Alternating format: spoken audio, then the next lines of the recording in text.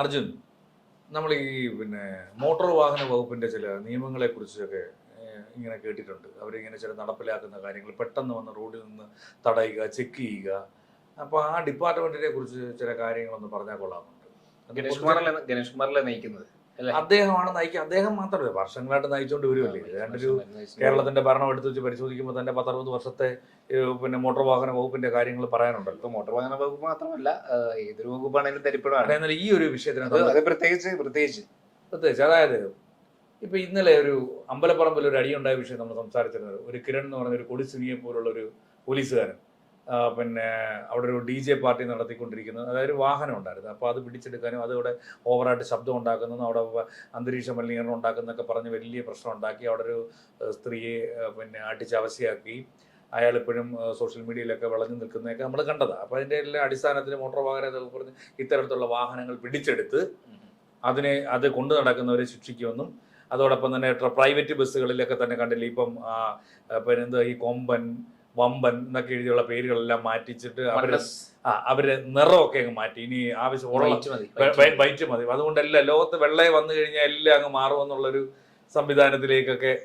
അതൊരു എനിക്കൊന്നല്ലേ ബന്ധുക്കോസുകാരുടെ ആശയം തോന്നുന്നു പറഞ്ഞില്ല. വെള്ളയെ വന്നാൽ എന്നൊക്കെ പറഞ്ഞ ആരുടെ പരിഷ്കരണമാണ് ആരുടെ പരിഷ്കരണം നടത്തിയാലും ദീർഘവീക്ഷണമില്ലാത്ത, അതായത് ഒന്നാലോചന കേരളത്തിന് ഞാനൊന്ന് പറയാം. അതിനകത്ത് കേരളത്തിന്റെ ഒരു പ്രധാന 600 കിലോമീറ്റർ ദൂരപരിധിയുള്ളൂ. അതായത് പാറശാല മുതൽ കാസർഗോഡ് വരെ എങ്ങനെ നിട്ട് നോക്കിയാലും ഇതിന്റെ വീതി എന്ന് പറയുന്നത് ഈ അറബിക്കടൽ മുതൽ വെസ്റ്റേൺ ഗാർഡ് വരെ അളന്ന് നോക്കിയാൽ 100 കിലോമീറ്റർ എങ്ങും ഇല്ല വീതി. ഈ സ്ഥലത്ത് ഒന്ന് ആലോചിച്ച് പോകണം, 3,75,00,000 സെൻസസ് പ്രകാരം ജനങ്ങളായിട്ടുണ്ടെന്ന് പറയുന്നത്. ഇതിനകത്ത് 1 കോടി ആൾക്കാർ ഈ നാട്ടിലില്ല. അത് ഒന്നെങ്കിൽ 2.5 കോടിയുള്ളൂ. ഇനി അതിന് ഈ 2.5 കോടി ജനങ്ങളിനകത്ത് കുഞ്ഞുങ്ങളെ, ഈ അവശരായവരെ, വൃദ്ധരായിട്ടുള്ളവരെ, പിന്നെ നടക്കാൻ പറ്റാത്തവർ, അങ്ങനെയൊക്കെയുള്ള ആൾക്കാർ ഏകദേശം എങ്ങനെയായാലും 1 കോടിക്ക് അടുത്ത് വീടുകളിൽ തന്നെ ആയിരിക്കും. ഇവിടുത്തെ വാഹനങ്ങളുടെ രജിസ്ട്രേഷൻ എത്രയാണെന്ന് അറിയാമോ? 2 കോടിയാണ്. ഒന്ന് ആലോചിച്ച് നോക്കണം. അപ്പൊ 1 കോടി ജനങ്ങൾക്ക് യാത്ര ചെയ്യാൻ വേണ്ടി 2 കോടിയിൽ പരം വാഹനങ്ങൾ ഇവിടെ അതിന്റെ രജിസ്ട്രേഷൻ പൂർത്തിയാക്കിയിട്ടുണ്ട്. അതിന്റെ കുഴപ്പം എന്താണെന്ന് വെച്ച് കഴിഞ്ഞാൽ നമ്മൾ ഈ പറയുന്ന പോലെ നമ്മുടെ പബ്ലിക് ട്രാൻസ്പോർട്ട് സിസ്റ്റം, അതിനെപ്പറ്റി ഞാൻ പറയേണ്ടതില്ലല്ലോ. ഈ പബ്ലിക് ട്രാൻസ്പോർട്ട് സിസ്റ്റം തരിപ്പണമാണല്ലോ. അല്ല, അപ്പൊ ദീർഘവീക്ഷണം ഇല്ലാത്ത ആർക്കാ? ഗവൺമെന്റ് മാത്രമല്ല, ഈ ഭയങ്കരമായിട്ട് ഞങ്ങൾ പഠിച്ച് ഞങ്ങൾ PSC എഴുതി, അല്ലെങ്കിൽ ഞങ്ങൾ IAS എഴുതി, അല്ലെങ്കിൽ ഞങ്ങൾ IPSകാരായിട്ടൊക്കെ പോയിരിക്കുന്നവർക്ക് ദീർഘവീക്ഷണം ഇല്ലാത്തതുകൊണ്ടല്ലേ സംഭവിക്കുന്നത്. അവരല്ലേ ഈ ഭരണചക്രം തിരിക്കുന്നത്. ഇപ്പൊ പൊളിറ്റീഷ്യൻസ് എന്ന് പറഞ്ഞു കഴിഞ്ഞാൽ അവർക്ക് പ്രത്യേകിച്ച് വിദ്യാഭ്യാസ യോഗ്യതയൊന്നും ആവശ്യമില്ലല്ലോ. അവര് എവിടെയെങ്കിലും പോയി ഡിഗ്രി എടുത്തോ, അല്ലെങ്കിൽ 10ാം ക്ലാസ് പാസ്സാവുകയോ, അല്ലെങ്കിൽ ഒന്നും വേണ്ട. അല്ല, വിദ്യാഭ്യാസം ഇല്ലാതെ തന്നെ എങ്ങനെ രാഷ്ട്രീയത്തിൽ പ്രവേശിക്കാമല്ലോ. തിരുവനന്തപുരം ബാഴ്സലോണയാക്കുമെന്ന് പറഞ്ഞൊരു MP നമുക്ക് ഉണ്ടായിരുന്നല്ലോ. ബാഴ്സലോണ ഇപ്പോഴും ഉണ്ട്. അല്ല, ഞാൻ പറഞ്ഞു വരുന്നത് എന്താണെന്ന് വെച്ചാൽ നമ്മുടെ പബ്ലിക് ട്രാൻസ്പോർട്ട് ഒട്ടും ഒരുമാതിരി സൗകര്യങ്ങളില്ല, ഒട്ടും ക്വാളിറ്റി കൊടുക്കുന്നില്ല. അപ്പോ ക്വാളിറ്റിയോട് കൂടി പ്രവർത്തിക്കുന്ന പബ്ലിക് ട്രാൻസ്പോർട്ട് ഉണ്ടായിരുന്ന ലോ ഫ്ലോർ, ആ ലോ ഫ്ലോറിൽ നിന്ന് എല്ലാം കട്ടപ്പുറത്താണ്. അപ്പോ അത് തന്നെ മെയിൻറ്റെയിൻസ് ചെയ്യത്തില്ല. അപ്പൊ നമുക്ക് വൃത്തി, അതായത് വൃത്തി എന്ന് പറഞ്ഞൊരു പ്രധാന ഘടകം അല്ല നമുക്ക്. അപ്പൊ അങ്ങനെ വരുന്ന അതെ, മെയിൻ്റെനൻസ് ഇല്ല, അത് പോട്ടെ, മെയിൻ്റെനൻസ് ഇല്ല. അപ്പൊ നമ്മൾ ഇത് പരിശോധിക്കുമ്പോൾ നമ്മുടെ കേരളത്തിലെ ഒട്ടുമിക്ക കുടുംബങ്ങൾ പരിശോധിച്ച് നോക്കിയാലും അവരെല്ലാവരും ഒരു middle class, above middle class ആണ്.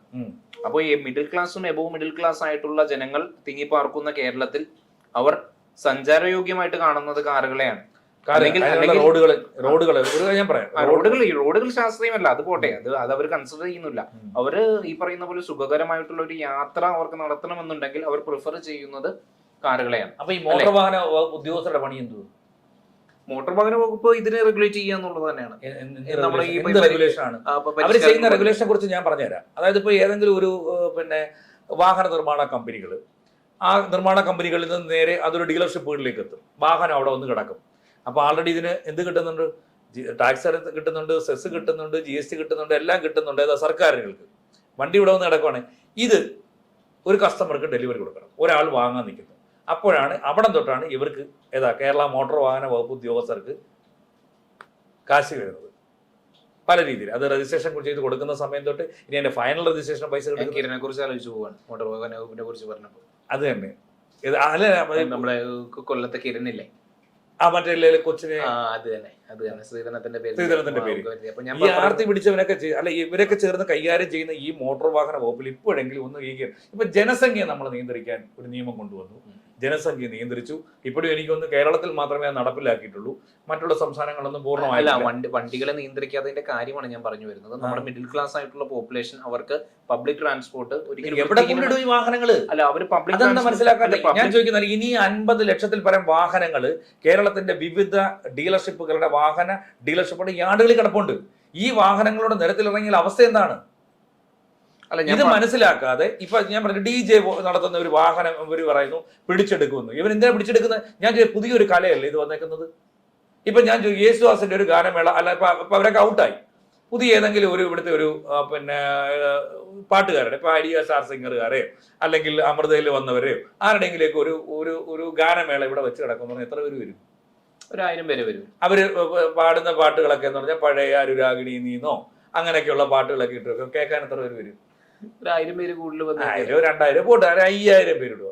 ആ സ്ഥാനത്ത് നമ്മുടെ ഹിരൺദാസ് മുരളി വേടൻ, ആ ദാമോദരൻ വേടൻ വരുന്നു എന്ന് പറഞ്ഞാൽ എത്ര പേര് വരും? ഒരു 20,000 പേര് വരാം. ലക്ഷക്കണക്കിന് പേര് വരുന്നു. 1 ലക്ഷത്തിനടുത്ത് ആൾക്കാർ വരുന്നവരുണ്ട്. ഇദ്ദേഹത്തിന്റെ പരിപാടി നടത്തുമ്പോൾ അവിടെ അനുരാഗിണി വായിച്ചുകൊണ്ടിരുന്ന ആരെങ്കിലും കേൾക്കുമോ?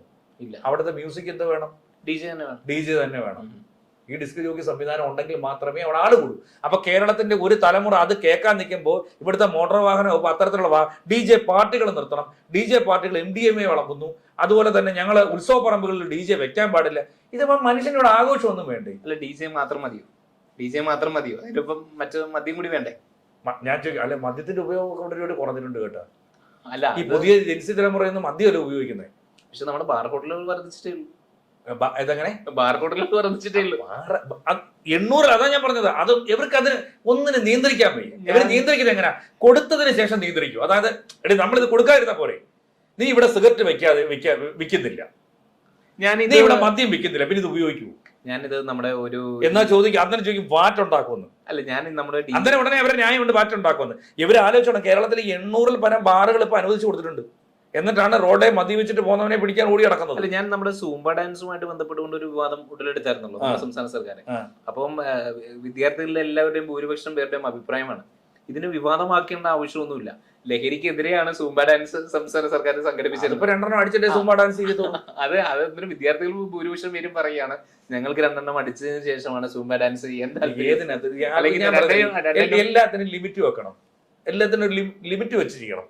നമ്മളിപ്പോ കേരളം ഒരു സ്റ്റാൻഡേർഡിലേക്ക് മാറിക്കൊണ്ടിരിക്കുകയാണ്. യുവാക്കളൊക്കെ വലിയ രീതിയിൽ ഇവര് നിയന്ത്രണങ്ങൾ കൊണ്ടുവരുക. ഇവര് കൊടുത്തിട്ട്, അതായത് ഞാൻ പറയാം, ഇപ്പൊ ഞാൻ പറഞ്ഞില്ലേ, ഇനി 50 ലക്ഷം വാഹനങ്ങൾ ഇവിടെ പാർക്ക് ചെയ്യുകയാണ് വിൽക്കാനായിട്ട്. ഇപ്പം ചെറിയ വണ്ടികളൊന്നുമില്ല, റേഞ്ച് റോവർ പോലുള്ള വലിയ വണ്ടികളാണ് ആൾക്കാർക്ക് താല്പര്യം. അപ്പൊ ഇവരെല്ലാം പോയിരുന്നിട്ട് ഈ വാഹനങ്ങളൊന്നും നിയന്ത്രിക്കപ്പെടുന്നില്ല. ഞാൻ പറഞ്ഞു വരുന്നത്, നമ്മുടെ ഈ സ്വകാര്യ വണ്ടികളുടെ ഉപയോഗം കുറയണമെന്നുണ്ടെങ്കിൽ നമ്മുടെ പബ്ലിക് ട്രാൻസ്പോർട്ടിന്റെ നിലവാരം വലിയ തോതിൽ മെച്ചപ്പെടണം. റോഡുകളുടെ നിലവാരം മെച്ചപ്പെടണം. പബ്ലിക് ട്രാൻസ്പോർട്ട് ഇപ്പൊ AC ഒരു പബ്ലിക് ട്രാൻസ്പോർട്ട് നമ്മുടെ ജനറൽ പോലുള്ള ബസ്സുകളിലൂടെ വന്നു. ഇതിനകത്ത് ആൾക്കാർ കയറുമ്പോൾ ആ റോഡ് വൃത്തിയായിരിക്കണ്ടേ? അല്ല, നമ്മുടെ ആലപ്പുഴ AC വണ്ടിക്കകത്ത് ഞാൻ പറഞ്ഞു വരുന്നത്, നമ്മുടെ ആലപ്പുഴ ബൈപ്പാസ് ഒന്ന് റെഡിയാവാൻ വേണ്ടിയിട്ട് 10-40 വർഷം എടുത്തു. അങ്ങനെ 40-45 വർഷം കൊണ്ട് ഒരു ബൈപ്പാസ് നിർമ്മിക്കുന്ന ഒരു സംസ്ഥാനത്തിൽ ഇതൊക്കെ നേരെയാവും തോന്നുന്നുണ്ടോ? പിന്നെന്തിനാ നിയന്ത്രിക്കാൻ നടക്കുന്നത്? അത് അവരുടെ ഈ പരിഷ്കാരത്തിന്റെ ഭാഗമായി. എന്ത് പരിഷ്കാരം ഞാൻ ചോദിക്കുന്നത്? അപ്പൊ ഇവരെ കാണുമ്പോൾ ഇവർക്കൊക്കെ ഭയങ്കര പ്രിവിലേജുമാണ്. ഉദ്യോഗസ്ഥരുടെ പ്രിവിലേജ് എങ്ങനെ?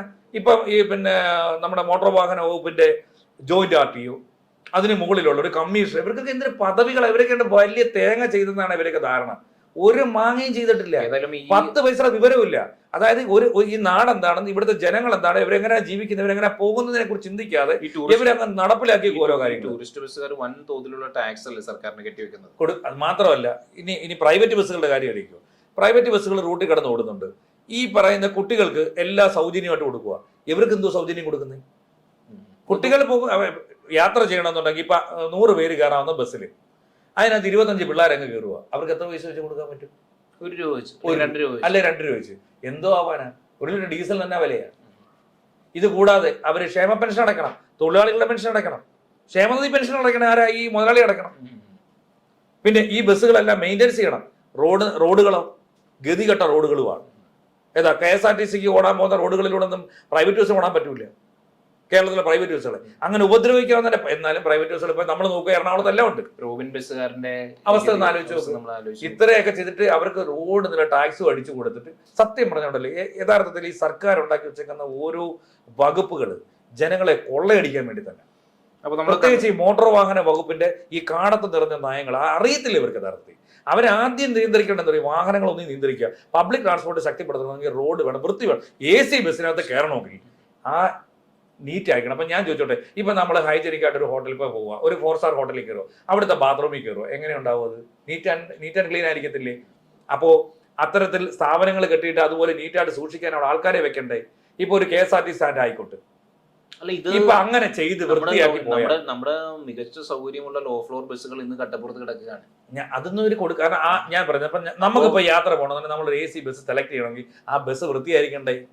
ഇപ്പൊ നമ്മൾ നോക്കുക, കൊച്ചി മെട്രോയ്ക്കകത്ത് കയറുക, ആ പിന്നെ മെട്രോ പിന്നെ അതിനകത്ത് കയറുക, നീറ്റ് ആൻഡ് ക്ലീൻ അത്. അവിടെ ആൾക്കാർ പോകുന്നില്ലേ? ഇവിടെ ആൾക്കാർ മൊത്തം ഈ ഞാൻ ചോദിക്കട്ടെ, രാവിലെ ഒരു 8 മണി തൊട്ട് 12 മണി വരെ ഈ കൊച്ചി നഗരത്തിനകത്തൂടെ വാഹനങ്ങൾ പിന്നെ ഏതെങ്കിലും അതിവേഗത്തിൽ ഓടിച്ചു പോകാൻ പറ്റുമോ? കഴിയില്ല. സമയത്തോടാൻ പറ്റുമോ? അപ്പൊ അവർ ആശ്രയിക്കുന്ന ഇതിനെയാണ്, മെട്രോയാണ്. നീറ്റ് ആൻഡ് ക്ലീൻ ആണോ? ഇവിടുത്തെ നേരെ മറിച്ച് ഈ വാഹനങ്ങൾക്ക് കുറച്ചുകൂടെ സൗകര്യം ഒരുക്കിയെങ്കിലോ, പബ്ലിക് ട്രാൻസ്പോർട്ട് ക്ലിയർ ആയിരുന്നെങ്കിലോ? അതിലും തിരക്ക് കുറഞ്ഞ അതിന് വൃത്തിയുണ്ടോ? പ്രൈവറ്റ് ബസ്സുകൾ നോക്ക്, ആളുകളെ ഇടിച്ച് അതിനകത്ത് വല്ല സീറ്റിന് വല്ല വൃത്തിയുണ്ടോ? ഒരു വൃത്തിയില്ല ഇവിടുന്ന് ആൾക്കാർ. അതുകൊണ്ട് ഞാൻ പറഞ്ഞത്, അപ്പൊ എതിരൊന്നും അവർ നോക്കത്ത്. എന്നാൽ അതിന് ഓരോ ടെസ്റ്റ് വരുന്ന സമയത്ത് കോള ഈ AMIമാരെല്ലാം കാശ് പിടിക്കും. ഓരോ പിന്നെ പ്രൈവറ്റ് ബസ്സിനും ഓരോ വർഷം വരുന്ന ടെസ്റ്റുകളുണ്ട്. ഏതാ ഈ അവന്റെ ഫിറ്റ്നസ് ടെസ്റ്റ്. ആ സമയത്ത് ഇവർ കാത്തിരിക്കുക, കാരണം വലിയ തുകയും കിട്ടും. വിജിലൻസുകാർ ഓടി നടക്കും ഇവരെ പിടിക്കാൻ. കൈക്കൂലി മേടിക്കുന്നതിന് ഒരു കൈയും കണക്കുമില്ല. എന്നിട്ട് നമ്മുടെയൊക്കെ മുമ്പ് വലിയ പ്രിവിലേജോടെ വന്ന് നിൽക്കും. ഇതിനെയൊക്കെ അവസാനിപ്പിക്കേണ്ട സമയമായി. ആരവസാനിപ്പിക്കും എന്നുള്ളത്. എന്നിരുന്നാലും ഈ ഒരു മോട്ടോർ വാഹന വകുപ്പിന്റെ പരിഷ്കാരങ്ങളെല്ലാം പൊള്ളത്തരമാണെന്നുള്ളത് ജനങ്ങൾ വിലയിരുത്തണം, ഭംഗിയായിട്ട് വിലയിരുത്തണം. ജനങ്ങൾ ആദ്യം പഠിക്കണം. കാര്യം ഇവര് നമ്മളെ ചെക്ക് ചെയ്യാൻ നിൽക്കുമ്പോൾ ചോദ്യം ചെയ്യപ്പെടണം. നിങ്ങൾ എന്ത് അടിസ്ഥാനത്തിലാണ് നമ്മളെ വന്ന് ചെക്ക് ചെയ്യുന്നത്? നിങ്ങൾ ഏതെങ്കിലും അടിസ്ഥാന സൗകര്യം ഉണ്ടാക്കിയിട്ടാണോ ഒന്ന് ചെക്ക് ചെയ്തെന്ന് ചോദിക്കണം. നിങ്ങൾ നിയന്ത്രണങ്ങൾ കൊണ്ടുവരുമ്പോൾ നിങ്ങൾ എന്ത് സൗകര്യം ചെയ്തിട്ടാ? നിങ്ങളുടെ പബ്ലിക് ട്രാൻസ്പോർട്ട് മെച്ചപ്പെടുത്തിയോ? ഒരു മറുപടി പറയണം. ഏതായാലും പ്രബുദ്ധരായിട്ടുള്ള ജനങ്ങൾ, കേരളത്തിലെ ജനങ്ങൾ ഇതിന്റെ പൊള്ളത്തരങ്ങൾക്കെതിരെ, മോട്ടോർ വാഹന വകുപ്പിന്റെ പൊള്ളത്തരങ്ങൾക്കെതിരെ ശക്തമായിട്ടുള്ള പ്രതികരണം ഉണ്ടാകട്ടെ. തീർച്ചയായിട്ടും കാത്തിരിക്കുക.